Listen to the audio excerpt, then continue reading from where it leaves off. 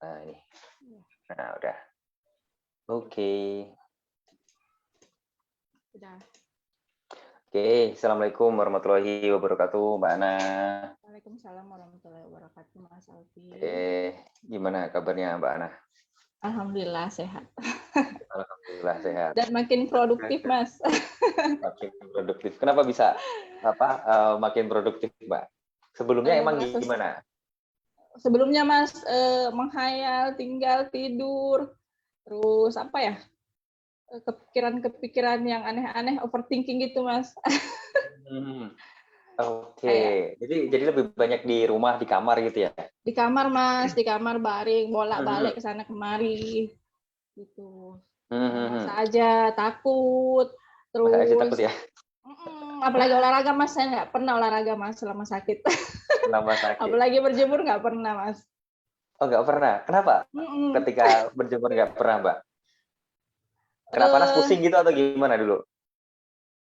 Karena mindset saya pada saat ingin melakukan olahraga, berjemur, bahwa saya ini ingin sehat. Jadi kan biasanya orang bilang, awas hitam, takut hitam. Kenapa sih berjemur terus tiap hari?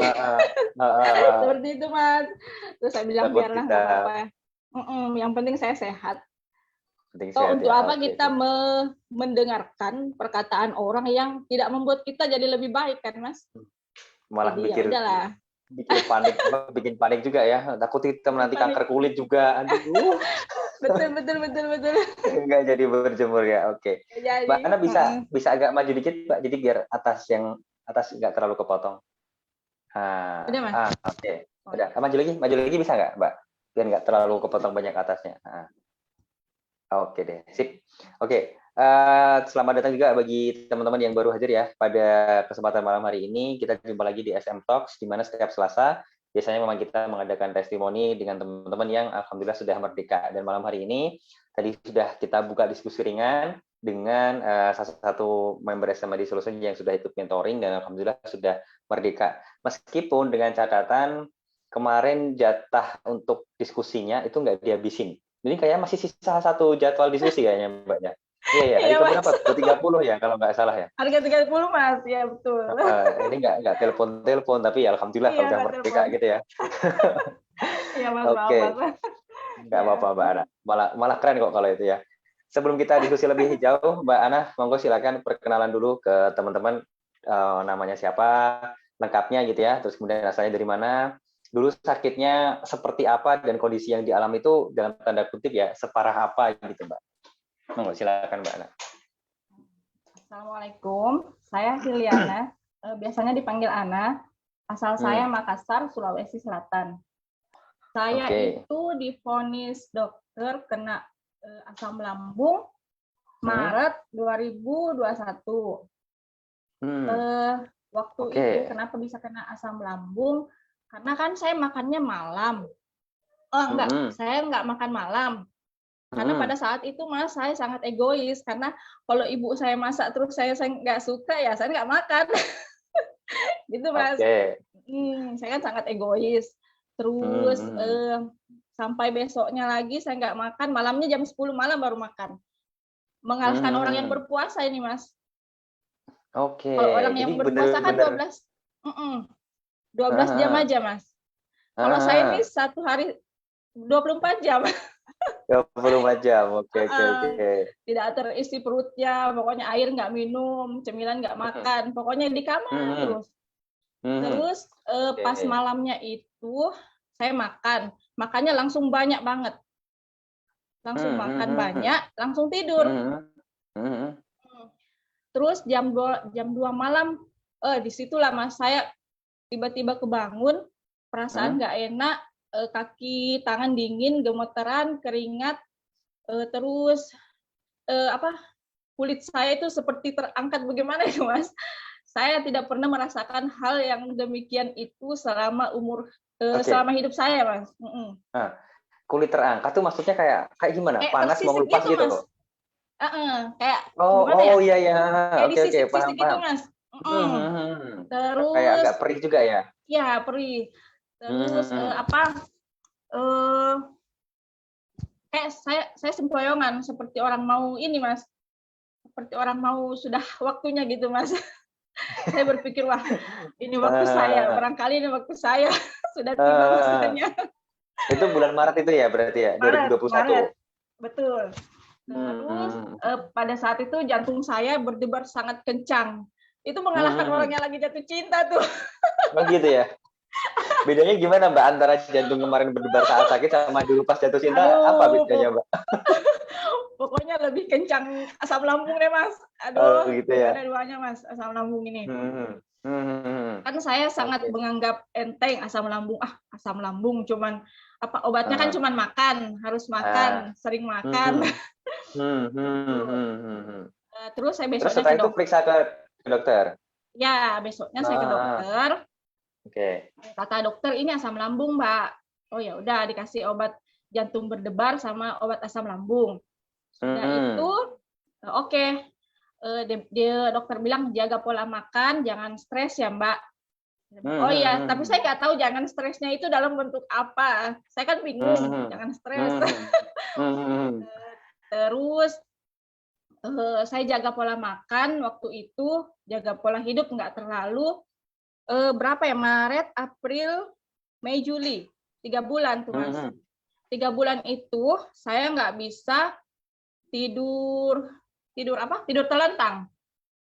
Karena kalau telentang itu sesak Mas. Sesak di dada ya? Dada, pokoknya kayak gimana ya, ngos-ngosan, kayak udah lari gitu Mas. Terus saya tidurnya duduk di kursi Mas, sambil bantal ganjel belakang. Jadi tidur, Mas. Dan bisa tidur? Itu. Maksudnya bisa lelap gitu nggak? Enggak bisa dong. Makanya waktu itu saya sering bangun jam 9 pagi, jam 10.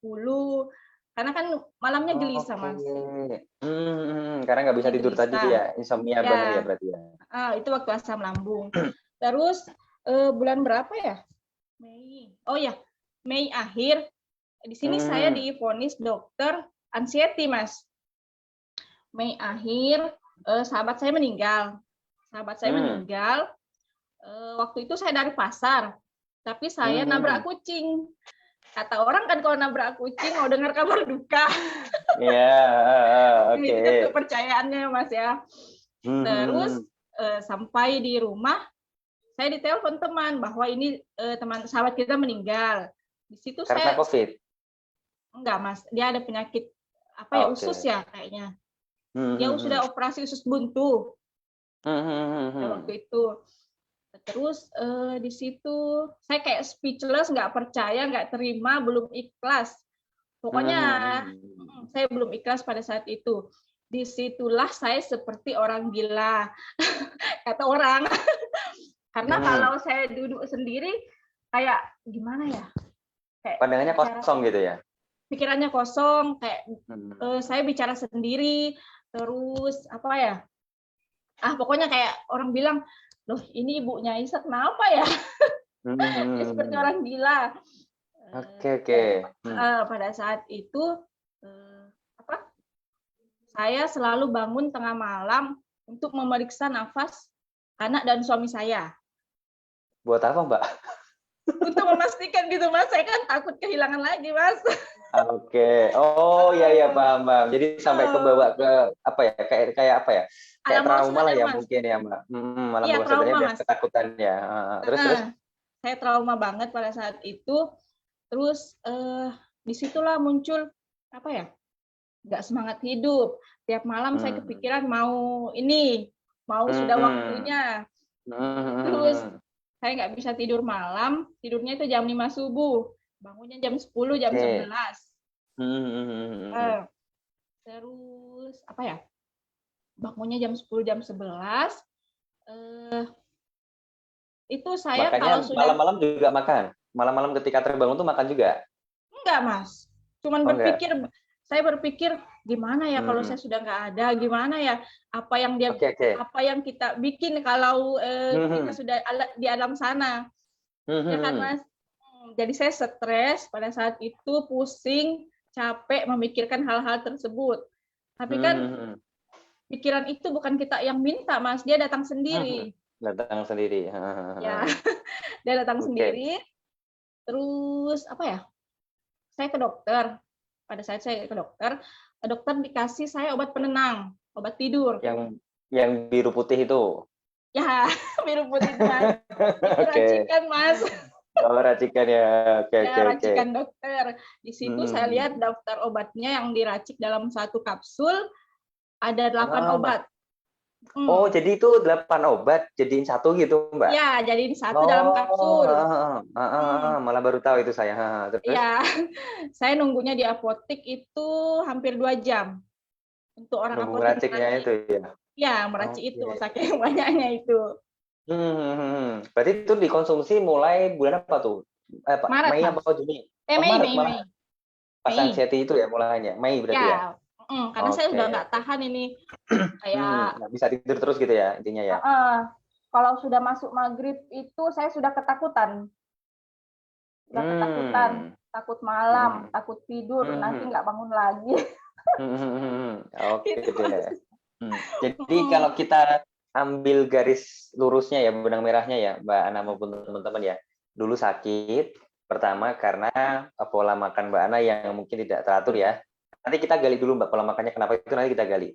Kemudian sakit, divonis dokter kena asam lambungnya kambuh, kena GERD, terus kemudian itu bulan Maret 2021. Kemudian karena mungkin ya kok sensasinya kayak gini gitu kan ya, kayak yang Mbak Ana sampaikan di awal tadi. Kemudian ditambah pada waktu bulan Mei itu ada temannya yang meninggal dan Mbak Ana belum bisa menerima itu. Ditambah lagi ketika periksa ke dokter ternyata divonis anxiety gitu kan ya. Nah, itu kan sebenarnya kayak akumulasi ya Mbak ya, dari pertama sakit karena sensasi asam lambungnya, terus kemudian menjalar sampai ke anxiety-nya. Nah, ini teman-teman yang mungkin mengalami masalah yang sama kayak Mbak Ana ya, polanya tuh kayak gitu teman-teman. Jadi awalnya mungkin asam lambungnya dulu, GERD baru anxiety. Atau bisa anxiety dulu, punya kecemasan berlebihan dulu, terus punya sensasi, periksa lagi ke dokter, dokter bilang, oh ini asam lambung, ini apa namanya GERD atau MAH gitu ya, bisa kayak gitu polanya, bisa dibalik kayak gitu teman-teman. Nah dari bulan Juni sampai terakhir mentoring itu Desember kalau nggak salah ya Mbak Ana ya, itu masih konsumsi obat terus? Apa udah ganti herbal? Herbal. Oh udah ganti herbal. Terakhir konsumsi obatnya kapan itu Mbak? Pas waktu kan pertama obat saya habis dalam 1 minggu, harus dihabiskan tuh Mas. Itu berapa biji tuh Mbak 1 minggu? 3 kali 1, bisa kalau sensasinya bertambah bisa dimakan 2 gitu Mas. Kita makan sesuai sensasi yang dirasakan gitu Mas. Berarti kalau seminggu aja hampir 21 butir dong Mbak ya? Iya. Oke. Tapi saya minum itu jantung saya berdebar kencang gitu Mas. Tapi tidurnya enak. Kalau sudah minum itu langsung tidur. Terus. Tapi bisa bangun ya, nggak langsung nggak tidur terus ya? Enggak. Oke, repot kan ya. Terus pada saat itu kan sudah habis yang obat pertama. Obat pertama itu 550 1 minggu untuk obat. Terus 550.000 maksudnya? Ya, 550.000 harganya. 1 minggu. 1 minggu. Oke deh. Terus saya minta obat lagi karena saya takut Mas. Saya takut kemana-mana nanti saya nggak bawa obat, anxiety-nya kambuh, asam lambungnya kambuh, saya gimana? Nggak ada yang nolongin. Terus pada saat itu malam saya nggak bisa tidur, saya scroll FB. Saya dapat laman FB-nya Mas Alvin. Smith Solution. Saya lihat sampulnya buku, ya kan buku. Biasanya orang jualan obat untuk asam lambung. Kalau ini beda buku. Terus saya nggak tertarik awalnya Mas. Saya nggak tertarik awalnya karena kan saya malas baca, tapi saya suka mendengarkan. Saya malas baca. Kalau saya beli bukunya, palingan tinggal nggak dibaca. Terus tapi saya scroll ke bawah, saya lihat live-nya Mas Alvin. Live-nya Mas Alvin. Dari situ, wah saya bilang, wah Mas ini kayaknya yang paling mengerti saya ini. Oke, Mbak. Maksudnya dalam artian mengerti apa? Maksudnya saya pas menyampaikan apa pada waktu itu, Mbak, yang Mbak Ana ingat? Tentang anxiety, Mas. Pola pikir kan penjelasan Mas Alvin kan mendalam banget di situ tuh. Kalau yang sering saya dengar sih orang cuma bilang, dokter cuma bilang jaga pola makan, tapi detailnya kita nggak tahu seperti apa. Terus jangan stres, jangan dipikirkan, jangan banyak pikir. Saya jadi pusing memikirkan itu. Nah, setelah dengar penjelasan Mas Alvin, wah, saya harus beli bukunya ini. Walaupun saya bacanya 4-5 kali, Mas, baru saya bisa ngerti. Oke. Pada saat itu 2 hari obat yang baru, yang minggu kedua kan, Mas? Minggu kedua mentoring maksudnya ya? Enggak, minggu kedua pada saat kan minggu pertama kan obatku habis. Oh ya. Minggu kedua saya minta obat lagi di dokter. Pada minggu kedua, hari kedua, kan saya scroll FB, saya lihat Mas Alvin lagi live di situ. Besoknya saya udah bertekad untuk menghentikan obat, Mas. Oke. Terus saya lihat resep sehatnya, aduh, masa sih bumbu-bumbuan yang diminum? Oke. Apa betul ini? Jadi saya cari-cari referensi yang lain kan, Mas. Betul ya. Sudahlah, saya ikut mentoring saja dan beli bukunya. Ya udah. Pada saat pertama dengar live Mas Alvin ya sudah di situ sudah mulai semangat pertama. Itu akunnya Mbak Ana Tunjang itu kan ya? Iya. Itu semangat pertama dan sudah saya bertekad untuk menghentikan obat. Pada saat itu saya fotokan obatnya kan, Mas, yang masih banyak itu. Itu berarti itu ngambil yang kedua kalinya obat itu? Ngambil yang kedua kali.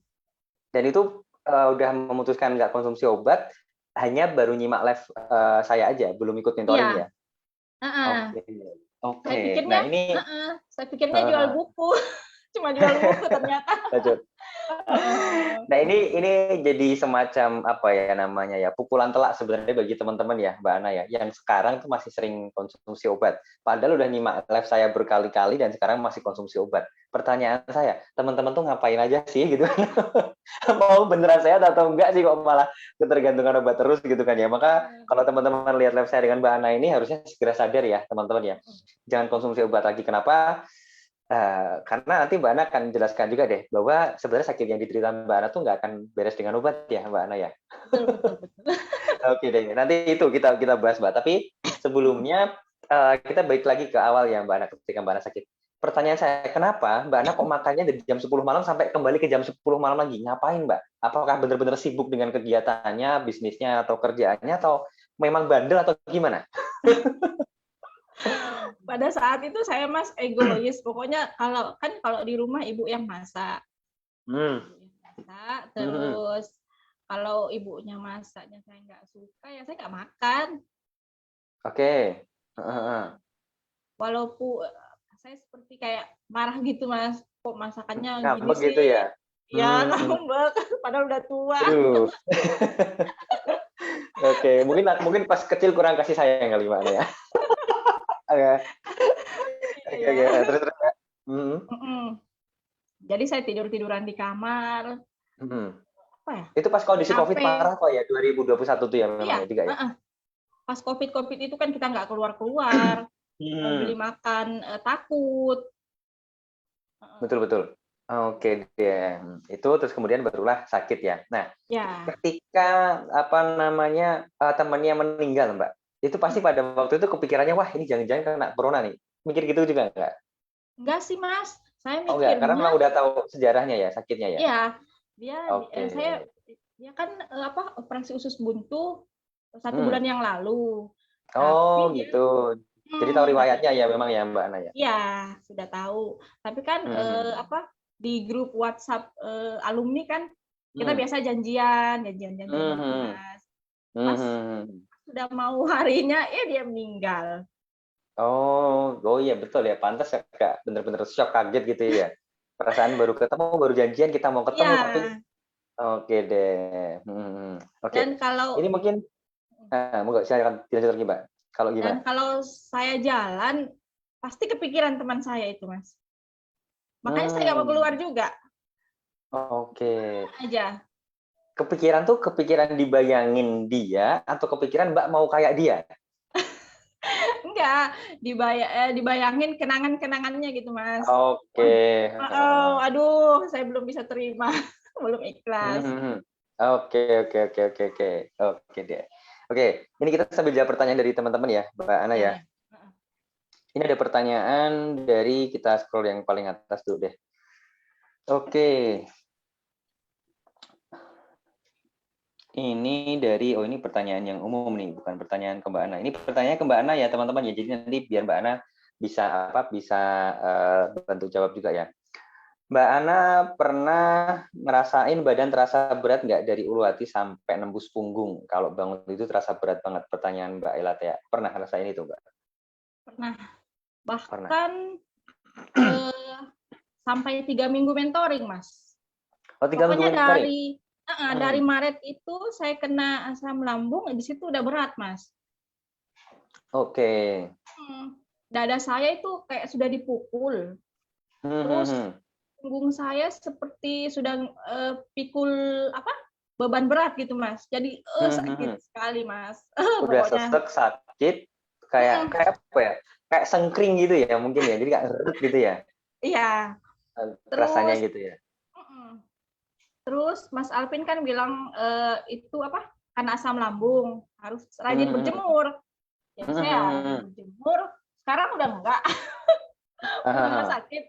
Ya. Udah nggak sakit ya, alhamdulillah. Ya dengan ya wasilahnya salah satunya dengan berjemur. Tapi poin pentingnya Ya, nanti akan kita bahas di akhir teman-teman, yaitu bagaimana Mbak Ana bisa mengelola kecemasannya itu. Karena kecemasannya itu nggak mudah untuk dikelola loh teman-teman. Karena kalau kita nggak benar-benar tahu caranya, ketika orang bilang, tadi Mbak Ana menyampaikan ya, dokter bilang jangan stres, jangan dipikirin. Iya, gimana caranya gitu kan? Jangan stres itu gimana caranya, kan pasti bertanya-tanya kayak gitu ya. Oke deh, ini ada pertanyaan lagi Mbak Ana. Sebentar. Oke, bagaimana Mbak cara ngilangin stresnya? Nah, nanti kita bahas ini ya Mbak Tri Mulyana ya.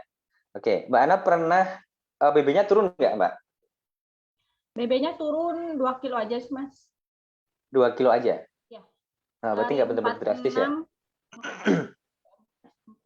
64 ke 64 ke 62. 62, berarti cuma berapa kilo? 2 kilo dan nggak terlalu drastis ya? Oke. Kalau dari wajahnya Mbak Ana sekarang udah seger, udah cerah gitu kan. Ada yang komentar nggak suaminya mungkin atau teman-temannya atau tetangganya gitu pas dulu sakit sama sekarang gitu? Komentarnya sih hanya disipat sih, Mas. Oh, oke. Wah, maksudnya gimana? Dulu kan saya keras, orangnya emosian, dikit-dikit marah. Oke. Sekarang enggak. Dulu saya nggak bisa bicara kalau suara saya kecil. Oke, oke. Sampai sasarannya kan ke anak, suami, orang tua, kan. Oke, oke, oke. Sekarang loh kok makin sabar, Oh, nggak marah, nggak. Iya. Jadi oke, oke, oke. cuma diliatin, ada yang berubah nih, gitu aja. Tapi anaknya nggak kaget kan, Mbak? Ini mama aku bukan gitu nggak? Kok berbeda banget? Biasanya aku sehari dimarahin berkali-kali, ini kok nggak pernah dimarahin gitu nggak? Iya, dulu anakku kalau kalau membuat kesalahan sedikit saja, sudah tak bentak, pokoknya marahin sasarannya dah dia. Jadi pas sakit ya tambah emosinya luar biasa pasti ya. Tambah emosi, pokoknya. Oke deh. Mbak Nurjana hampir sama ceritanya Mbak, sama kayak saya. Oke. Nih Mbak Herlisna, Mbak gimana cara ngatasi traumanya Mbak terkait dengan temannya tadi ya, apa solusinya? Nanti kita bahas di bagian akhir ya Mbak Herlisna ya, termasuk dengan cara menghilangkan anxiety-nya. Karena itu sebenarnya satu paket ya Mbak Ana ya. Jadi antara anxiety kemudian traumanya tuh jangan stresnya juga tuh sebenarnya satu paket. Itu solusinya sebenarnya mudah banget. Cuman kalau kita nggak konsisten, kalau kita nggak telaten dan nggak tahu kenapa kita harus ngilangin itu yang repot. Itu nggak akan mudah untuk hilang gitu ya Mbak Ana ya. Karena Mbak Ana kemarin udah nemuin kenapa sih harus aku hilangin dan apa sih yang pengen aku capai setelah itu hilang gitu kan. Akhirnya jadi mudah hilang ya anxiety maupun traumanya itu gitu kan. Oke, kita jawab lagi pertanyaan dari teman-teman. Oke, ini mana tadi ada pertanyaan yang unik sih. Cuman oke. Kalau tanya keluhannya gimana nanti di playback ya. Nanti tadi udah disampaikan sama Mbak Ana di awalnya. Oke. Nah, ini ada pertanyaan yang unik dari Mbak Resti Elvira Emor. Mbak, setelah divonis dokter, anxiety apakah ada resep obat penenang? Iya, pasti ada. Tadi Mbak Ana udah sampaikan ya. Nah, pertanyaan Mbak Resti ini, apakah Mbak Resti itu pengen Mbak Ana ngasih tahu apa obatnya, mereknya, atau pertanyaannya gimana ya? Ini pertanyaan kan kayak pengen tahu, apakah Mbak Ana benar-benar sembuh dengan obat kan gitu Mbak Ana ya? Monggo silakan dijawab menurut versinya Mbak Ana, Mbak. Kalau merek obatnya sih saya nggak tahu ya, karena itu karena racikan tadi ya, 8 ya, obat racikan ya. tadi itu. Karena racikan tadi di situ saya lihat ada 8 macam obat, 8 macam obat diracik jadi satu, dimasukin ke kapsul. Saya nggak tahu mereknya apa. Terus apa tadi lagi Mas pertanyaannya? Pertanyaan kan ini kayaknya Mbak Elvira ini apakah Mbak Ana tuh benar-benar sembuh dengan obat penenang? Oh, alhamdulillah sih kalau sampai saat ini perubahan yang signifikan, progresnya luar biasa. Saya nggak sampai saat ini saya nggak minum obat, cuma herbal aja. Cuma herbal aja.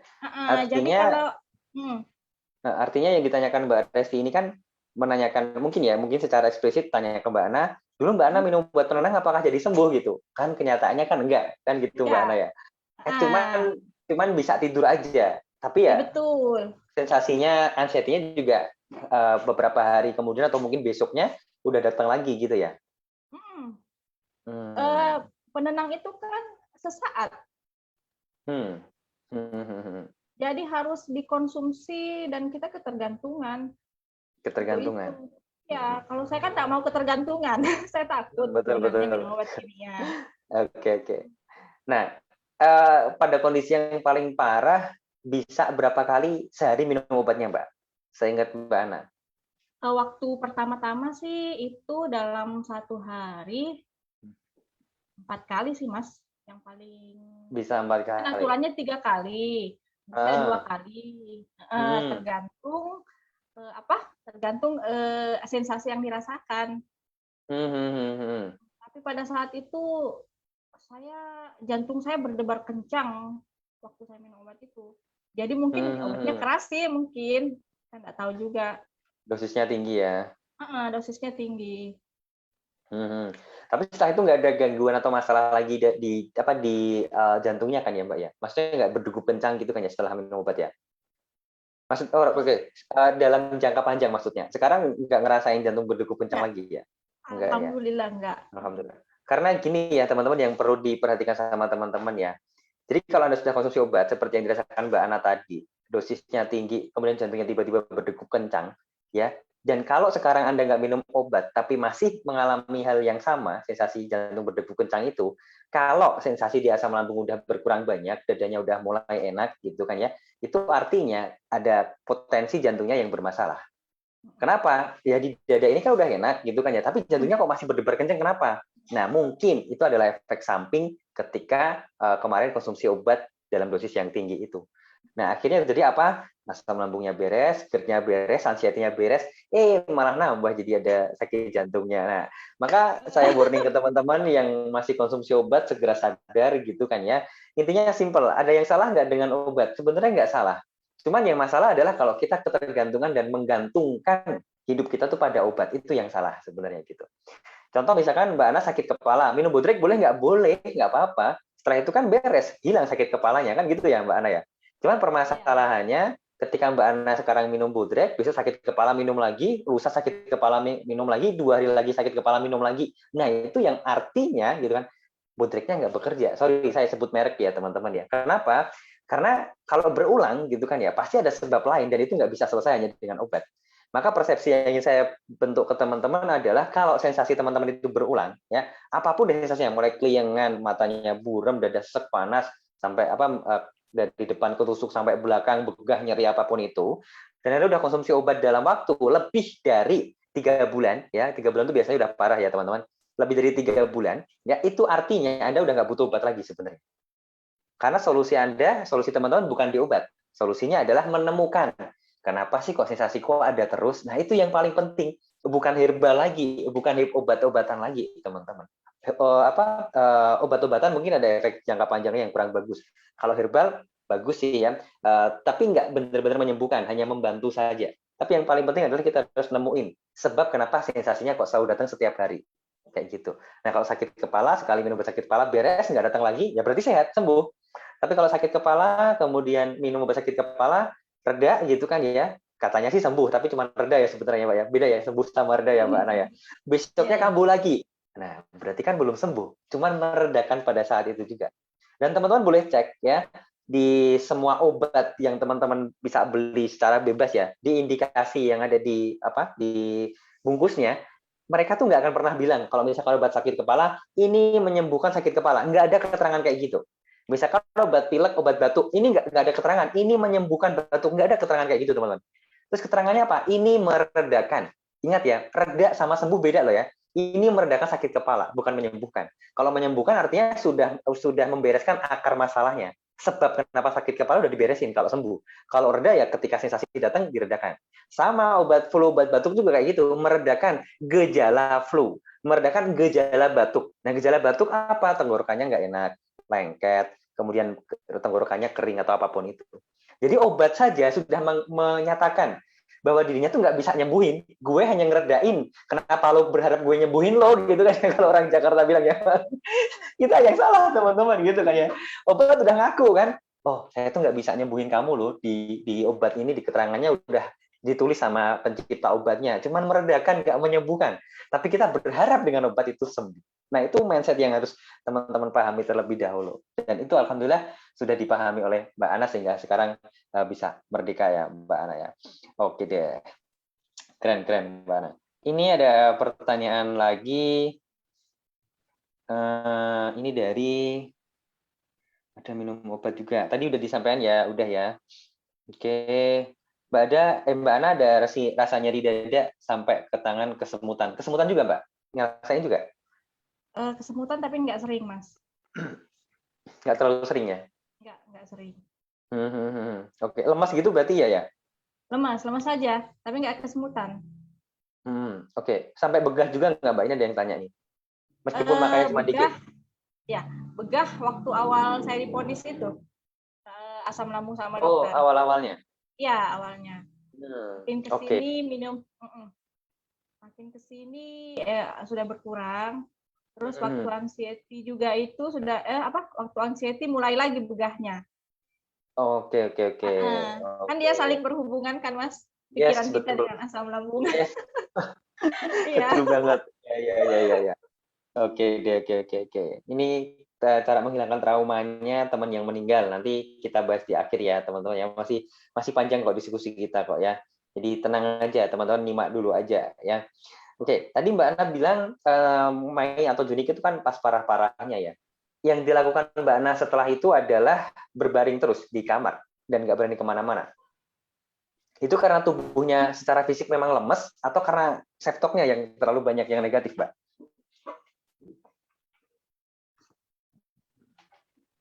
Kenapa, Mas? Bisa dengar suara saya, Mbak? Ya, bisa. Oke. Itu ketika Mbak Ana Mei apa Juni ya sakit gitu kan ya, pas parah-parahnya itu Mbak Ana benar-benar nggak keluar atau di rumah terus kan ya, itu karena memang kondisi fisik yang nggak memungkinkan atau karena memang self-talk-nya banyak yang negatif Mbak Ana? Waktu teman saya meninggal itu ya Mas. Saya sih takutnya saya nggak mau, karena kan kalau saya keluar pasti saya teringat dia. Hampir di setiap jalan, di setiap sudut kota itu ada kenangan sama dia. Jadi saya nggak keluar karena saya nggak mau mengingat itu. Kalau saya mengingat itu ya pikiran saya kacau lagi. Kacau lagi ya. Berarti bukan karena kondisinya yang memang lemes banget, bukan ya? Secara fisik masih Bukan. bisa, cuman karena ininya aja ya. Ya, masalah Betul. kenangan itu tadi ya. Iya. Oke, nah ini bisa dibedakan dua macam ya kondisi yang dihadapi teman-teman ya. Kita kadang nggak berani keluar, apa nggak berani beraktivitas di luar rumah gitu kan ya. Terutama yang teman-teman yang udah parah ya kayak kemarin Pak siapa namanya Pak Syarifuddin, kemudian ada Mbak siapa Mbak Ana, Mbak Nining juga itu kan nggak berani keluar rumah gitu ya. Itu ada dua macam. Karena kondisi fisiknya memang tidak memungkinkan atau karena self talk-nya terlalu banyak yang negatif. Biasanya self talk yang negatif itu gimana? Aduh nanti kalau keluar naik motor jangan-jangan pingsan, jangan-jangan jatuh, jangan-jangan gimana ya. Itu yang self talk yang negatif. Nah, kalau secara fisik itu lebih mudah untuk disembuhkan sebenarnya, teman-teman. Tapi kalau secara self talk itu yang nggak mudah. Butuh digali dulu gitu kan ya, Mbak Ana ya. Dan itu Pokoknya. nggak bisa tiba-tiba minum obat langsung beres, nggak bisa itu teman-teman ya. Betul banget. Itu. Nah jadi itu ya teman-teman ya. Nah sekarang apa namanya perlu dicek ke diri teman-teman sendiri ya. Mana sih sebenarnya yang paling dominan dari diri teman-teman itu gitu kan ya? Karena memang sensasi fisiknya, apa karena ini yang terlalu banyak yang negatif? Semakin banyak Anda negatif, negatif, dan negatif, ya udah, Anda nggak akan berani kemana-mana, teman-teman. Nah, pertanyaan saya ke Mbak Ana, apakah mengalaminya juga atau melakukannya juga dulu ya? Ketika kondisi seperti itu yang disampaikan Mbak Ana tadi, yang dilakukan Mbak Ana di rumah atau di kamar tuh ngapain? Scroll di Facebook, nyari tahu tentang sakitnya, kemudian gabung ke grup WhatsApp komunitas yang ya kayak gitulah atau gimana, Mbak? Saya suka ngeluh di Facebook, Mas. Saya nyari teman. Dari teman, oke. Ada teman yang sakit Asik, juga. asik, asik banget ya Mbak, memang ya. Ketika kita ngeluh, dia balas ngeluh juga. Oh iya sama Kak. Bener. Oh, asik banget Kayak memang ya kayak itu ya. kayak oh kita nggak sendiri nih, ada temannya. Yes, betul. Terus kayak apa ya, kalau sudah kita sudah curhat di Facebook gitu, kalau ada yang komen lah, Lega gitu kita ya. saling, bukan saling support sih, saling apa ya, saling memberikan keluhan gitu. Iya. Intinya malah ya, sebenarnya kayak anomali ya. Kita Ya, pengen sembuh, tapi malah berada di zona nyaman sakit kita gitu ya Mbak Ana ya. betul. Karena ada Betul teman-teman banget. yang sama sakitnya dengan kita, bahkan mungkin dia lebih parah gitu kan ya. Dan pernah Kalau nggak ketika diskusi dengan teman-teman yang itu tadi, Mbak Ana tanya gimana cara sembuhnya mereka? Pernah tanya gitu nggak, Mbak? Atau solusinya sensasi ini gini, solusinya gimana? Teman-teman pernah tanya gitu juga nggak? saya cuma tanya sensasinya bagaimana, begini, begini, begini, Hmm, minum obat apa? Nggak minum obat, ya udah sama aja, ya sama aja, sama gitu ya. aja. Berada di zona nyaman yang sakit itu, kita nggak bisa keluar dari situ, terbelenggu sudah. Oke deh. Nah, artinya gini juga ya, teman-teman ya. Kalau ini unik ya, karena banyak banget saya temukan di grup Facebook itu, di situ kan rata-rata teman-teman yang masih sakit gitu kan ya. Nah, teman-teman yang masih sakit tanya ke orang yang sama-sama masih sakit, gitu kan ya. Terus kemudian yang masih sakit ini ngasih solusi ke teman-teman yang sakit tadi, yang tanya tadi. Lah ini kan aneh gitu ya. Orang yang sakit tanya solusi ke orang yang masih sakit dan dikasih solusi oleh orang yang sakit, solusinya dilakuin gitu kan. Lah dia aja yang lakuin masih sakit kok. Anda ikut-ikutan solusinya dia. Gimana Iya, sembuhnya gitu kan ya, Mbak Ana ya. Cuman ya itu hmm, tadi karena itu jebakan zona nyamannya itu sih ya Mbak Ana ya. betul. Dan itu sudah saya tulis di buku saya ya, teman-teman ya, di buku 5 Langkah Ampuh Berdamai dengan Asam Lambung Magelang dan Anxiety di bab khusus. Babnya namanya judulnya menikmati sakit. Nah, Anda baca itu lagi Anda akan paham kok. Betul nggak sih apa yang saya dan Mbak Ana diskusikan ini? Sambil Anda rasain deh. Kalau itu betul, kalau itu salah, artinya sekarang Anda sehat. Kan gitu ya Mbak Ana ya? Iya, Kalau iya. Anda ngeluh ke teman-teman yang sama-sama sakit tadi dan Anda melakukan solusi dari teman yang ngasih tahu solusi tadi yang dia juga masih sakit, harusnya Anda sehat, itu berarti apa yang kita diskusikan ini salah. Dan yang saya tulis di buku saya juga salah gitu kan ya. Tapi kenyataannya kan bener gitu loh, teman-teman ya. Maka ayo sadar ya. Terus setelah itu memutuskan untuk nggak ngeluh lagi, mungkin keluar grup Facebook atau grup WhatsApp yang tentang keluhan itu, atau gimana Mbak? Setelah mulai tahu, oh memang ini nggak bagus, ini nggak ada yang nggak beres gitu. Eh, kan waktu itu hobi saya ngeluh di Facebook, sekarang udah enggak. Malu, Hmm. Mas. Saya malu. Malu, kenapa? Malunya kenapa Mbak? Nah ini unik nih. Malu kenapa Mbak? Gimana ya? Apa? Nanti kan pikirannya orang, ih dia sakit, dia sakit, dia sakit. Kan pasti gitu, ih dia sakit. Apa? Terus kadang saya dikasih tahu Kalau saya itu, maksudnya kan sekarang katanya banyak yang meninggal gara-gara asam lambung. Kalau daripada saya nulis di Facebook, selain saya malu sama orang-orang, dibilang ngeluh terus, tiap hari ngeluh. Biasa ada yang bilang, ada yang inbox malah Mas. Teman saya kemarin meninggal loh gara-gara asam lambung. Aduh, saya tambah kepikiran lagi. Ketika kita terlalu sering ngomong itu tadi ya? Iya, kan dilihat di situ langsung di inbox. Terus selama ini sih semenjak ikut mentoring udah nggak pernah. Terus kemarin ada teman yang sakit juga, dia masuk rumah sakit. Saya kasih solusi untuk resep herbalnya, tapi dia nggak percaya. Ya udah. Oke. Oh, dia tetap percaya sama obat gitu ya intinya ya? Bukan sama obat sih Mas. Ada yang disarankan sama teman lain bahwa dia harus minum apa ya? Saya sebut nggak Mas? Nggak usah. Herbal intinya gitu ya? Iya. Tapi nggak sembuh-sembuh, malah masuk rumah sakit. Masuk rumah sakit. Oke deh. Saya tanya nggak percaya, ya udah. Oke. Ya itu ya teman-teman ya. Intinya gini ya. Bagi teman-teman yang mungkin baru pertama kali lihat live saya, kalau Mbak Ana dan teman-teman yang sudah sering sih pasti udah paham. Intinya gini deh. Anda boleh kok konsumsi obat apapun itu, mau herbal, mau jenis madu dari A sampai Z apapun itu. Intinya simpel. Kalau dia menyembuhkan, Anda nggak perlu konsumsi itu ya lebih dari 1 bulan, bahkan lebih dari 3 bulan. Kalau menyembuhkan, ya kenapa? Ya kalau nggak menyembuhkan dan Anda masih konsumsi lebih dari 1 atau 3 bulan gitu ya, artinya itu hanya meredakan.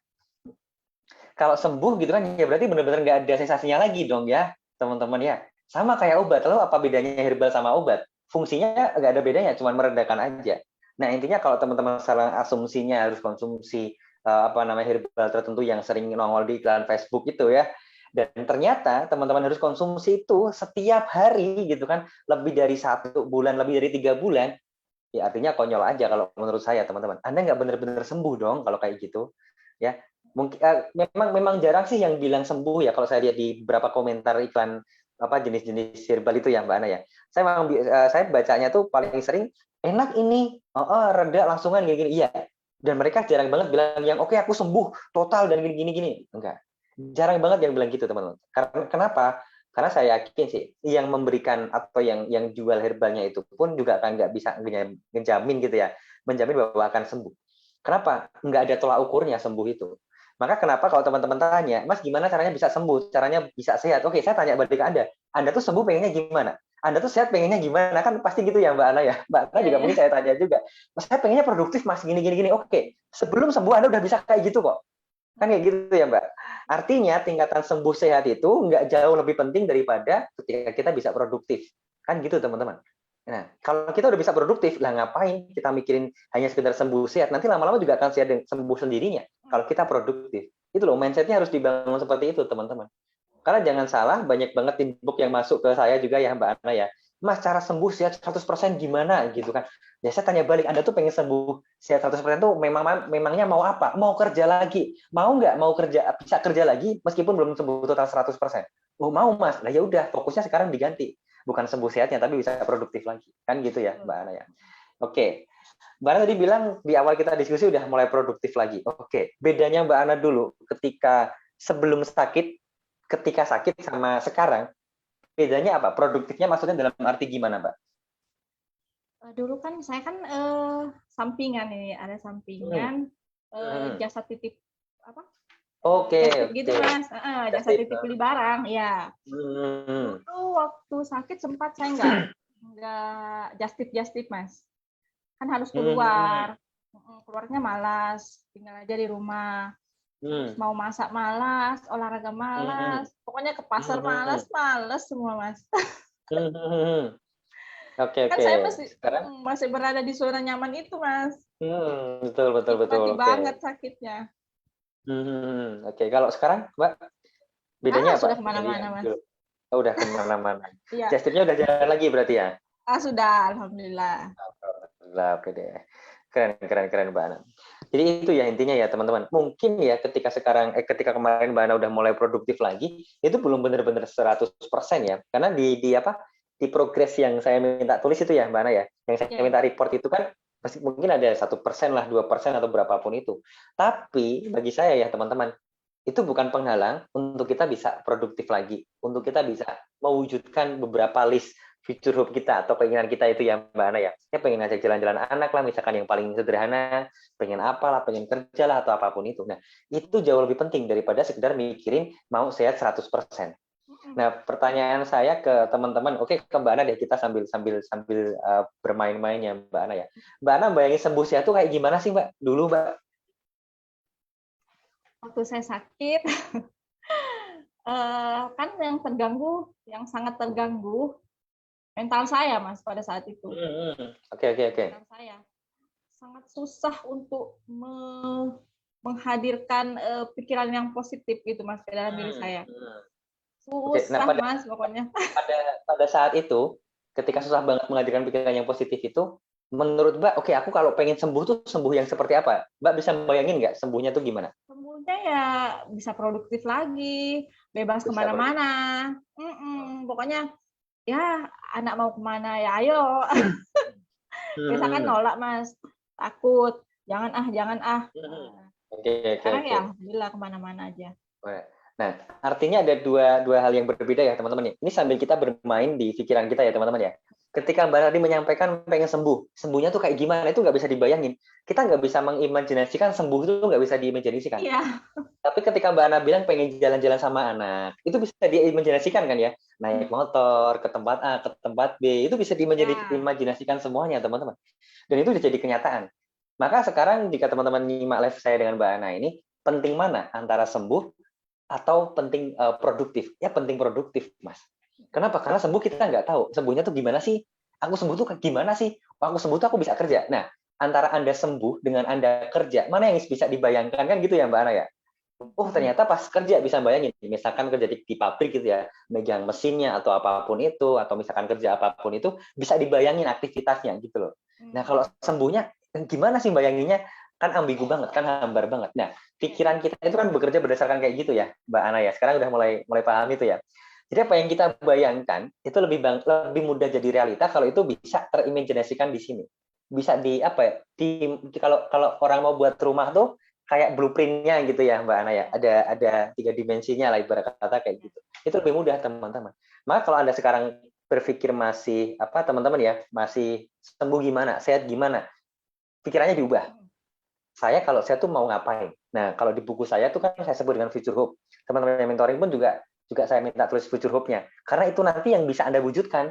Itu teman-teman. Dan fokus Anda akan ke sana, bukan ke sembuh atau sehatnya. Karena ketika saya minta teman-teman bayangin, gimana sih Anda sembuh, gimana sih Anda sehat, Anda nggak bisa bayangin.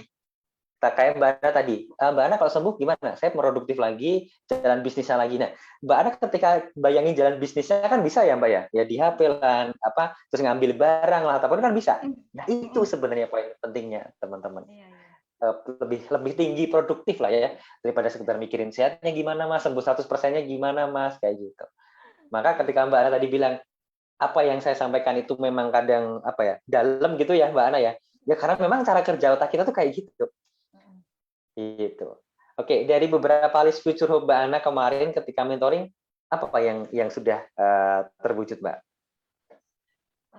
Bisnisnya lagi Bisnisnya sekarang alhamdulillah lancar lagi. Kan kemarin kan malas posting-posting, malas promosi, marketingnya gitu Mas. Oke. Sekarang udah lancar, alhamdulillah lancar juga just tip-nya. Terus kalau anak mau keluar ya ayo. Jalan aja ya. Penghalang lagi kecuali hujan. Oke. Jadi beberapa mungkin hampir 90% lah ya future hope-nya udah tercapai semuanya ya Mbak ya. Pernah nggak bayangin Mbak itu akan secepat itu? Maksudnya secepat itu buat kembali ke titik normal lagi atau bakal lebih produktif lagi ketika sakit dulu? Enggak Mas. Pas saya kena asam lambung itu kan kata orang kalau asam lambung itu susah untuk sembuhnya. Kata orang, ya saya kan sering mendengar kata orang. Dan Mbak mempercayai itu? Percaya. Oke. Dari situ tertanam di pola pikir saya bahwa saya ini sembuhnya lama barangkali, harus konsumsi Hmm. obat ini kan, harus herbal, harus Oke. dokter. Hmm. Lama-lama mental saya juga yang yang apa? Yang terganggu. Karena Saya bingung juga ya, bingung, bingung dalam level bukan bingung lagi ya mungkin ya, Mbak. Frustasi mungkin ya maksudnya ya. stres ya, stres mikirin itu. Stres berat ya. Apakah Oke. saya akan sembuh seperti waktu Dulu saya lagi belum gitu kena ya. asam lambung? Iya, Oke alhamdulillah sekarang deh. Oke, progres lagi. secara singkatnya, menurut Mbak Ana sendiri proses kesembuhan atau kemerdekaan yang sekarang Mbak Ana dapatkan sampai bisa produktif lagi, ketika mentoring maupun sebelum ikut mentoring, kalau di Ringkes itu butuh waktu berapa lama sebenarnya, Mbak? 2 minggu, Mas. Hah? 2 minggu, Mbak? Aja. Oke. Kenapa bisa gitu, Mbak? Kok 2 minggu aja? Iya, dari waktu mentoring kan pertama saya sudah memutuskan untuk tidak minum obat lagi. Dan saya kayak kalau nggak salah pada waktu itu masih ingat suara Mbak Ana tuh sangat galau lah, sangat udah nggak ada semangat hidup lah pokoknya, nggak enak Ah, didengerin pokoknya gitu ya. Terus. Pokoknya minggu pertama itu saya selalu menyimak live-nya Mas Alvin. Saya waktu itu kan saya pesan buku. Di situ hari pertama yang DO itu minta maaf ke orang tua. Yes. Itu yang paling susah. Oke, terus? Aduh, pokoknya galau di situ, Mas, mau minta maaf, malu. Pokoknya campur aduk lah. Terus kata Mas Alvin, kalau nggak dilakuin ya itu akan menghalang juga proses kesembuhannya. Yes. Ya sudah, harus Betul. dipaksa. Nah, saya seperti kayak basa-basi gitu, nggak mau sedih, nggak mau kelihatan sedih gitu. Gengsi lah ya gitu ya. Gengsi. Kan dulu gua sukanya marah-marah, tiba-tiba kenapa minta maaf gitu kan. Gengsi banget saya, Mas, gengsi mau Iya. minta maaf lagi. Terus saya lakuin pada hari ketiga ikut mentoring. Saya nelpon, Ibu minta maaf. Terus sudah lepas obat, sudah minta maaf, sudah melakukan semua yang di workbook plan itu. Education plan-nya. Ya, terus pada minggu kedua, hari pertama, kan di situ minggu pertama itu kan belum bisa tidur pada saat ikut mentoring, belum bisa tidur. Pas minggu kedua hari pertama, saya sudah merasakan capek sekali dengan pikiran-pikiran yang negatif ini. Saya nggak bisa tidur lah, anak saya nggak keurus lah, suami nggak keurus. Kata saya bilang, saya bilang sama Allah, saya berdoa semoga Mas Alvin semoga maksudnya Allah bisa menyembuhkan saya lewat Mas Alvin gitu. Pada saat malam itu saya menghadirkan aura dan pikiran positif ke pikiran saya, tapi di situ luar biasa saya sampai megang kepala loh, Mas. Saya sampai Maksudnya megang kepala gimana? Emang apa yang dirasain? Gimana ya? Aduh, gimana ya, Mas? Pusing, stres, menghadirkan pikiran positif ke dalam diri itu. Oke, paham. Kayak apa ya? Kayak bertengkar tuh, Mas, di dalam negatif dan positif, Mas. Karena hampir berbulan-bulan Mbak Ana terus mendoktrin pikirannya dengan yang negatif-negatif gitu ya. Kita mau maksain yang positif kayak ada pertentangan di pikiran kita sendiri gitu. Pokoknya di situ hari pertama. Hari pertama saya udah baca buku berulang-ulang. Kalau mau sembuh ya harus pola pikirnya harus dikelola dengan lebih baik. Ya sudah, saya kelola dengan lebih baik. Masuklah yang positif sedikit, masuk negatif lagi, senyum lagi. Senyum 37 itu powernya luar biasa. Senyum 37 itu, Mas, menurut saya paling gampang, paling murah, tapi paling susah dilakukan. Menurut saya sih pada saat itu. Karena lebih enak ngeluh. Lebih enak ngeluh ya, Mbak ya? Lebih enak ngeluh. lebih ngeluh. Oke. Terus masuk minggu kedua ya, itu baru kita masuk di ranah yang pola pikir, termasuk beresin traumanya itu. Apa yang di apa ya? Yang difikirkan Mbak Ana pada waktu itu? Ya udah, saya berusaha untuk ikhlas. Kan kemarin saya nggak ikhlas dengan kepergian sahabat saya itu. Temannya itu ya. Itu poin pentingnya di situ ya, Mbak ya? Iya. Karena yang bikin saya anxiety, mental saya terganggu itu kan karena mikirin dia. Itu ya. Tiap malam mikirin dia, nggak bisa tidur. Anak suamiku periksa napasnya. Oke. Jadi lebih masuk ke anxiety karena trauma yang pertama itu ditambah dengan kondisi yang dialami ya, Mbak Ana ya pasti ya. Oke deh. Dan akhirnya minggu kedua, wah itu progresnya udah luar biasa banget dari ke-14 ya Mbak Ana ya. Udah. Karena di situ saya sudah mulai konsumsi juga obat herbal. Yang paling pertama itu serai, lemon, sama madu. Itu saya nggak bisa lupa itu. Saya kan nggak minum obat tidur, Mas. Tidur, tapi setelah konsumsi ini kok langsung ringan sekali badannya. Langsung tidur, nggak kepikiran apa-apa lagi. Enak ya? Jadi, serai itu sangat berkesan buat saya.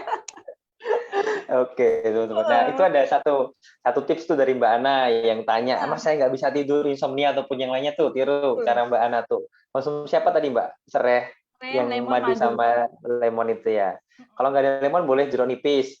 Nah, cuma nanti ada yang tanya lagi Mbak, loh katanya jeruk nipis nanti bikin asam lambung kamu bikin perih. Nah, Mbak Ana ngerasain itu dulu, itu nggak dulu pertama kali konsumsi? Kata orang sih iya. Kata orang jangan konsumsi yang kecut, kan kamu asam lambung. Yes. Tapi ya positif aja gitu Mas, bismillah. Pasti sehat. Konsumsi ini nggak mungkin kan? Mas Alvin menyarankan resep sehat kalau itu akan menambah asam lambung kita lagi. Betul. Ya, saya konsumsi itu. Wah, masa serai sih? Masa saya minum serai? Saya kan nggak pernah. Udah saya minum. Saya kasih ke suami juga, tapi suaminya ya gitu deh. Nggak mau dia masa bumbu-bumbu dapur diminum. Ya udah saya minum. Langsung ngantuk, udah tidur. Itu obat tidur yang paling mujarab sih sebenarnya. Obat itu yang paling mujarab ya. Tanpa minum obat tidur. Oke. Obat tidur paling mujarab tanpa minum obat tidur. Nah, itu quote yang bagus banget Mbak Ana. Itu herbal pertama yang saya coba Mas, dan aduh. Oh gitu ya. Dan ya alhamdulillah bisa tidur sih.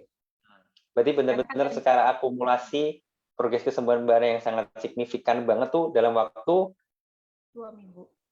2 minggu aja ya. Oke.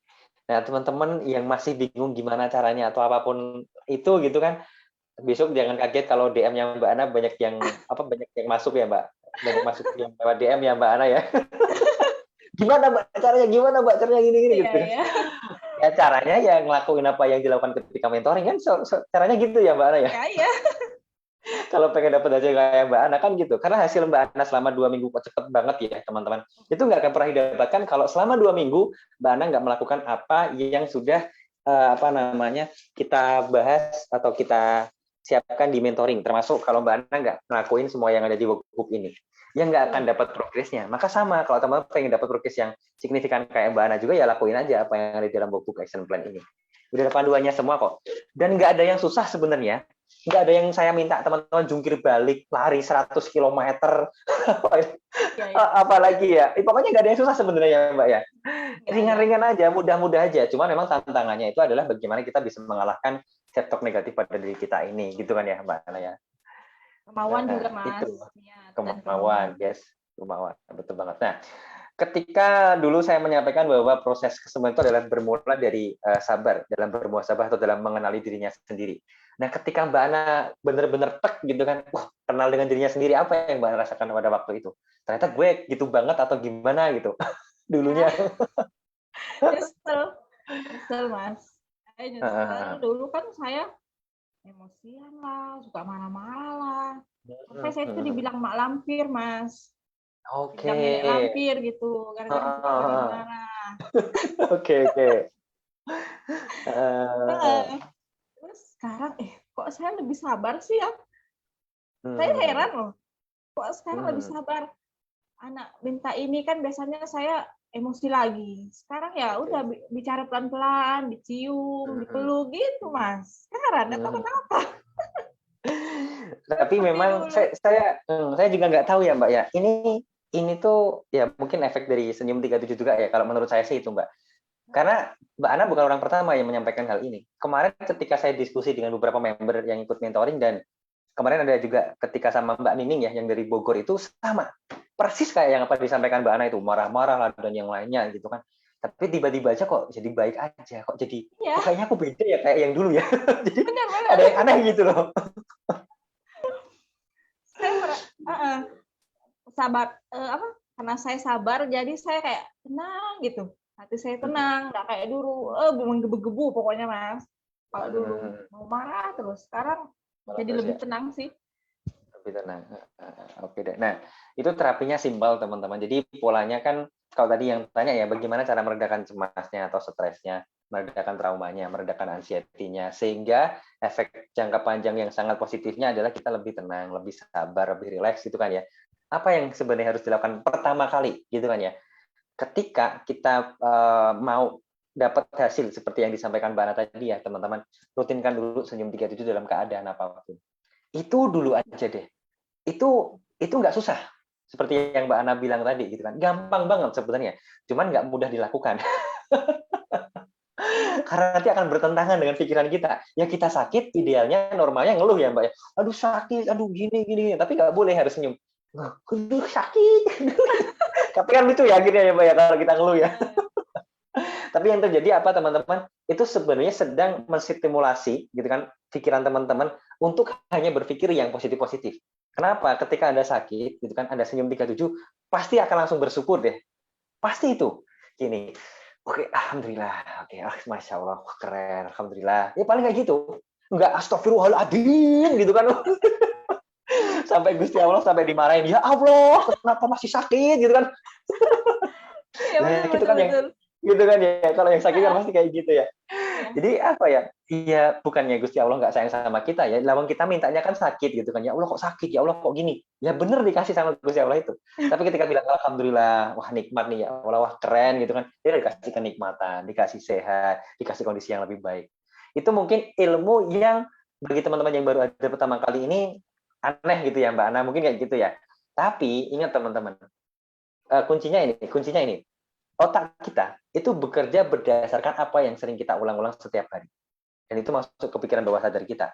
Seberapa banyak teman-teman ya setiap harinya, mungkin sakitnya udah lama gitu kan, bilang ya bahwa saya sehat, saya kuat, saya bahagia. Iya, paling bilang kayak gitu, tapi ketika doa setelah sholat kan gitu ya Mbak Ana ya. 5 kali deh sehari gitu kan ya, cuma 5 kali gitu kan. Nah, tapi ketika kondisi pas normal gitu kan, kemudian sakit kambuh gitu kan, sensasinya datang semuanya. Aduh sakit, aduh gimana ini, aduh ya Allah kambuh dan yang lainnya. Itu berapa kali? Mungkin ratusan kali, bahkan ribuan kali. Nah, yang ribuan kali keluhan Anda, kata-kata adalah doa Anda gitu ya Mbak Ana ya. Dan yang doa ketika sholat Anda cuma 5 kali, yang ini ribuan kali, ini 5 kali, menang yang mana teman-teman? Ya menang yang ribuan kali. Maka apakah Gusti Allah nggak sayang kalau nggak menyembuhkan Anda? Enggak, Gusti Allah sayang banget, udah mengijabah doa kita gitu ya Mbak Ana ya. Nah karena kan kita mintanya yang ini, sakit, kambuh, sensasi gitu kan. Kita nggak benar-benar minta yang ini. Maka esensi kalau kata-kata, kalau teman-teman memahami dan meyakini bahwa kata-kata adalah doa, doa itu nggak sekedar ketika kita selesai sholat juga, tapi apa yang kita ucapkan, apa yang kita bicarakan dengan diri kita sendiri juga ya Mbak Ana ya. Betul.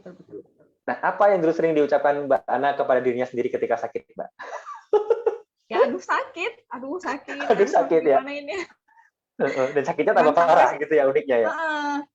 Saya bilang mungkin saya nggak bakalan nggak sembuh gitu Mas. Oke. Tapi kan self talk-nya itu kan dirubah. Berubah yang positif. Oke, gitu ya teman-teman ya. Ini ada juga nih dari Mbak Wiwin, 1 tahun semua sensasi udah pernah aku rasain. Percaya nggak percaya, kemarin sempat perih lagi. Ngelakuin Senyum 37 kok hilang ya. Sama yang dirasain Mbak Ana juga tadi ya, gitu ya. Oke. Mohon penjelasannya Senyum 37 itu apa ya? Silakan simak di YouTube ya teman-teman. Saya sudah share di sana di YouTube SMA Solution. Sudah ada, dan bagaimana apa ya manfaatnya atau efeknya itu dalam banget. Dan itu sudah sering saya bahas di live juga ya. Karena kalau nggak salah sih Saya pernah ingat waktu itu Mbak Ana diskusi sama temennya, tanya, senyum 37 itu apaan sih? Gitu pernah kayak gitu ya? Tanya ke temennya Iya, itu ya. Yang siapa tuh? Jual roti apa itu ya, Mbak? Kue apa itu ya? kue Nah, itu ya. Itu kue malah asik kue. Mbak Ana sama temennya malah asik komentar di situ sambil baca tuh. Saya teralihkan perhatiannya, ini kok temennya ngomong ini malah diskusi sendiri nih. Ini nggak nyimak live, malah diskusi sendiri ini. Iya iya. Oke. Pada waktu itu masih tanya apakah senyum 37 itu seperti apa gitu kan. Ya. Tapi intinya Ya, ketika itu kita sudah bisa mempraktekkan, waduh, mantap ya Mbak Ana ya. kemarin Mas ada pengalaman dengan senyum 37 ini. Hmm. Kan kemarin saya pesan Grab, tapi Grabnya Maxim Mas, Maxim yang taksi online itu. Tapi kan kalau Maxim itu biasanya tidak sesuai titik, malah putar-putar maps-nya. Terus orangnya udah marah-marah Mas, waduh, udah marah-marah sampai orangnya tuh drivernya maksudnya? Drivernya, Okay. dia ngantar barang ke saya. Oke. Marah-marah di telepon. Gimana sih ini Mbak?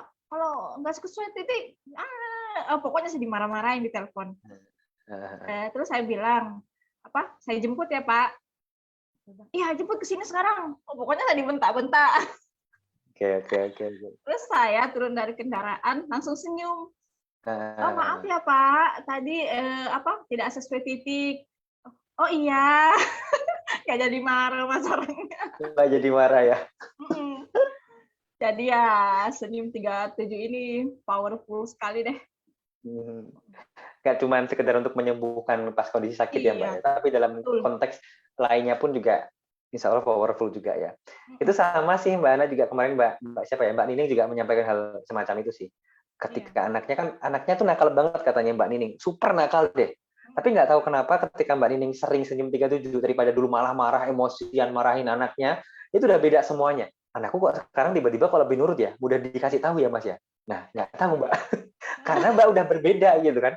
Kalau dulu kalau sekarang Mbak masih marah-marah ya anaknya akan sama gitu kan. Kalau nakal lebih nakal mungkin lebih menjengkelkan atau apapun itu gitu kan. Tapi karena Mbak udah membalikan cara meresponnya kan kuncinya di situ ya Mbak Ana ya. Cara membalikan cara meresponnya ya akhirnya semua jadi baik juga. Termasuk kayak contoh supir Maxim tadi yang marah-marah ya Mbak ya. Itu kalau Mbak Ana datang marah-marah gitu dibakar nanti barangnya Mbak Ana tuh. Saya bakar aja lah Mbak ini. Marah-marah semuanya gitu kan ya. Iya tadi marah-marahin aduh. Marah-marahin ya. Ininya simpel ya teman-teman, kalau pengen dapat progres yang dapatkan kayak Mbak Ana secepat itu, teman-teman ikut mentoring aja, nanti saya pandu. Tapi kalau belum bisa, silakan praktekin buku saya dengan sungguh-sungguh ya. Kalau belum paham, baca lagi, ulangi, pahami, dan dipraktekkan. Sambil dipraktekkan, karena kalau nggak dipraktekkan ya nggak akan ada hasilnya ya Mbak ya. Karena kan ini buku-buku teknis ya teman-teman. Kenapa? Karena saya minta teman-teman di sini nulis. Nah kalau buku ini ketika teman-teman selesai baca dan masih kosong, ada halaman kosong seperti ini, itu masih kosong gitu kan, ini kan halaman kosong ya. Ya artinya teman-teman nggak serius buat praktek. Nah bagaimana mau dapat hasilnya kalau nggak mau praktek? Kan simpelnya kayak gitu ya teman-teman semuanya. Oke, kita masih punya waktu sekitar 4 menit Mbak Ana, dan wah keren banget nih diskusi kita, seru banget ya. Dan kita jawab lagi pertanyaan dari teman-teman Mbak Ana sampai mungkin 4 menit lagi ya Mbak Ana ya. Mbak Puput Rosita, Masya Allah Mbak Ana ceritanya sama kayak aku, mirip kondisinya, tapi bedanya aku kehilangan ibuku. Oke deh. Alhamdulillah setelah baca buku Mas Alvin sampai Formula 1 saja, insya Allah aku udah merdeka. Makasih Mas. Oke. Baru Formula 1, ada 5 formula loh Mbak. Baru Formula 1 udah merdeka ya. Oke, sip, keren Alhamdulillah kalau gitu. Karena yang pasti di Formula 1 itu kalau kita udah nemu shifting brake-nya kita ya, itu udah, oh ini ternyata akarnya. Paling cuma bilang gitu ya Mbak Ana ya. Ternyata di pola pikir, aduh. Pola pikir ya. Kenapa kemarin kayak Mbak Susi kemarin ya, ketika diskusi juga menyampaikan sama. Oh ternyata cuma ini ya masalahnya gitu. Dan itu nggak pernah kita sadari kan gitu ya Mbak. Kita bingung cari solusi di luaran sana. Kita bingung ini apa solusinya, dan yang lain obatnya apa, herbalnya apa.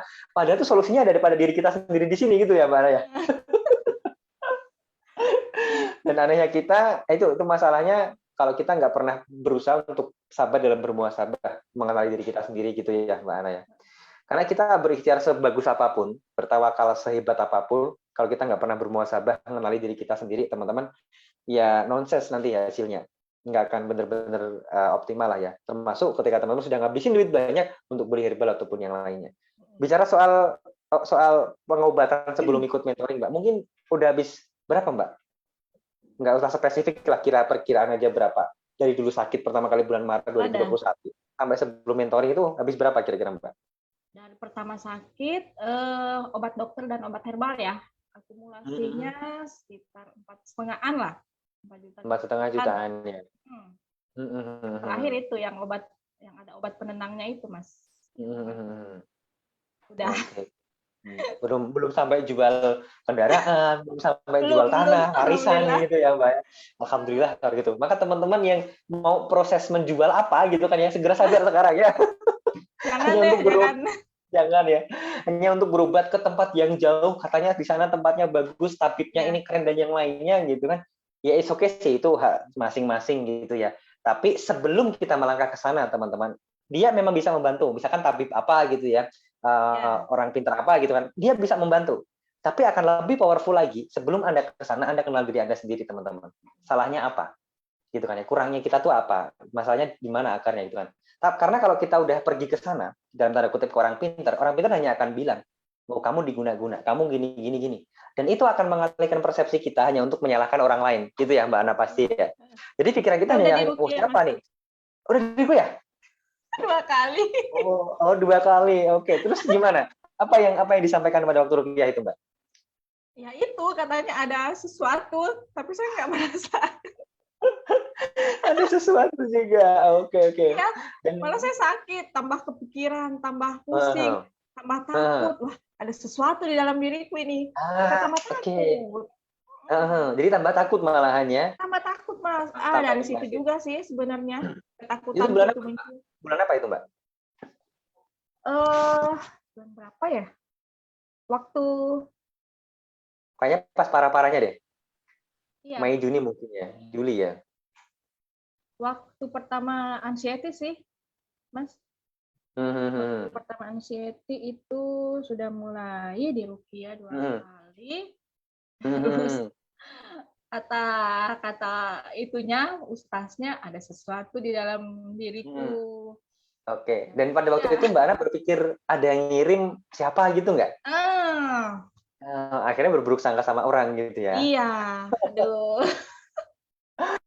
Oke deh. Nah, itu polanya pasti kayak gitu ya, teman-teman. Maka kenapa saya bukan berarti nggak suka ruqyah, nggak. Itu bagus banget. Bekam ruqyah, semua metode pengobatan di luar sana itu bagus. Termasuk herbal yang teman-teman konsumsi itu bagus. Cuman permasalahannya adalah apakah itu sesuai dengan kondisi sebab sakit yang dialami oleh teman-teman, kan gitu ya Mbak Ana ya. Sebab sakit Mbak Ana karena trauma, karena temannya yang meninggal itu gitu kan ya. Ya kalau Mbak Ana udah bisa memaafkan kejadian itu, memaafkan semua memori bersama temannya, beres gitu kan ya. Nggak perlu obat, nggak perlu apapun yang lainnya, teman-teman. Nggak perlu mungkin aku puntur kayak bekam atau yang lainnya itu kan gitu. Beda ceritanya kalau memang benar Mbak Ana ada bisnis apa gitu kan, terus kemudian gesekan sama rekan bisnisnya atau kompetitornya, dikirimin benernya, terus kemudian dicek, oh di dalam tubuhnya ada jarum. Nah berarti bener tuh diguna-guna gitu kan ya. Nah itu baru pas, teman-teman. Baru kita ke orang pintar minta tolong diambil jarumnya yang di dalam tubuh gitu kan. Itu baru bener gitu kan. Tapi kalau kita nggak pernah kenal diri kita sendiri ya teman-teman, nah itu yang repot.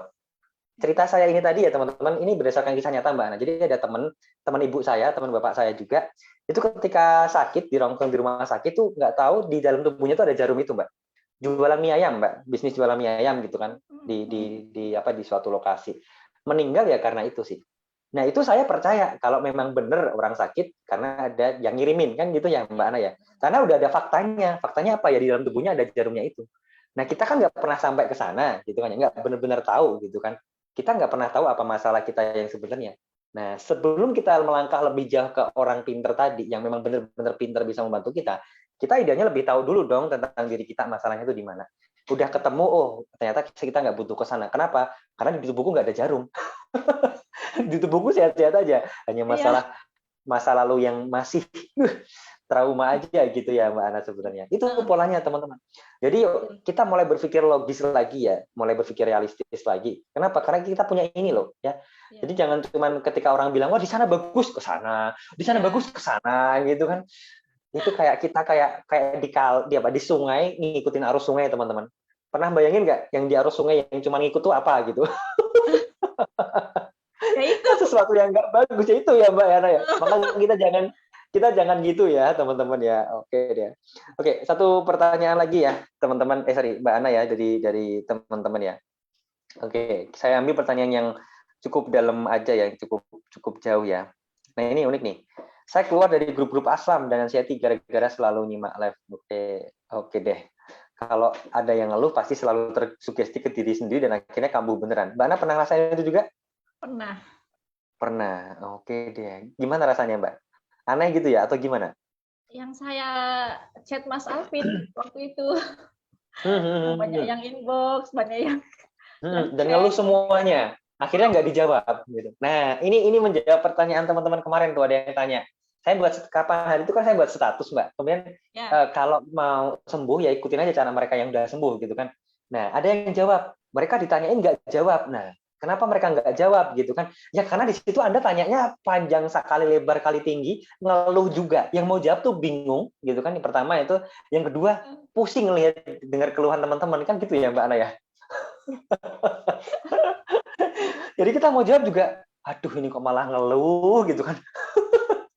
Baca aja udah nggak semangat gitu kan. Gimana mau balesnya teman-teman? Baca aja udah nggak semangat, gimana mau bales gitu loh.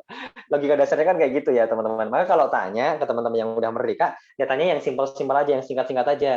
Jangan 1000 kata jadiin satu kalimat, nggak ada spasinya, nggak ada enternya panjang.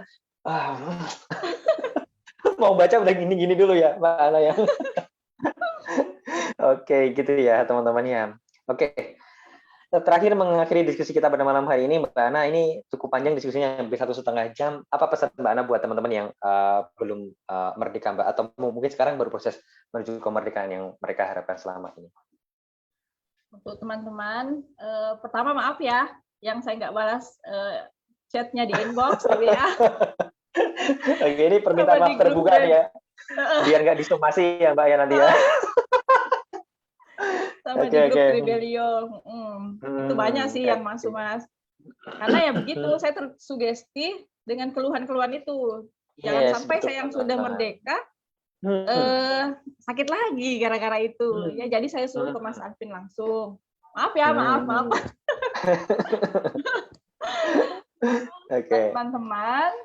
Teman-teman yang mengalami yang seperti saya, GERD dan anxiety, ayo kenali diri dulu. Jangan egois.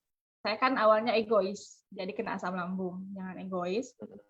Terus kalau sudah merdeka, kalau sudah mencapai progres, harus konsisten. Jangan kembali ke pertama lagi.